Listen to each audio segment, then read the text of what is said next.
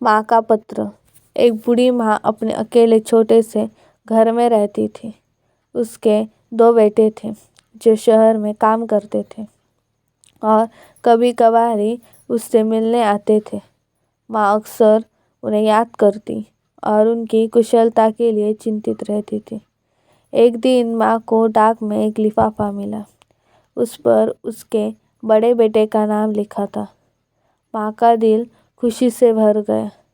उसने जल्दी से लिफाफा खोला और पत्र पढ़ने लगी। पत्र में लिखा था, माँ, मैं ठीक हूँ और शहर में खुश हूँ। मेरा काम अच्छा चल रहा है और मैंने एक अच्छा घर भी बना लिया है। अब अपनी सेहत का ख्याल रखना। माँ ने पत्र को बार बार पढ़ा।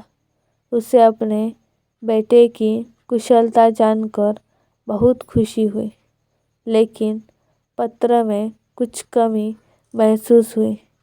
उसमें प्यार और अपनापन नहीं था, जैसे कि वह हमेशा अपने बेटों के पत्रों में पाती थी।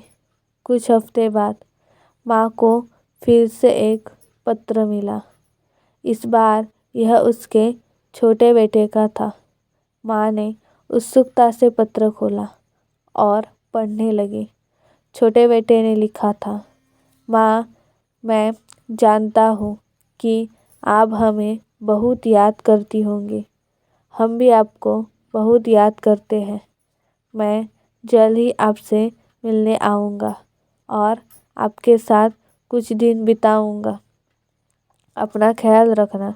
इस पत्र को पढ़कर माँ की आंखों में आंसू आ गए। यह पत्र प्यार और अपनेपन से भरा हुआ था।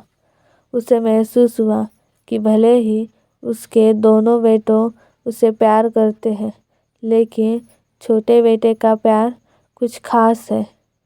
कुछ दिन बाद छोटा बेटा सच में अपनी माँ से मिलने आया। माँ ने उसे गले लगाया और बहुत प्यार किया। उन्होंने साथ में खाना खाया, बातें की और पुरानी यादें ताज़ा की। माँ बहुत खुश थी।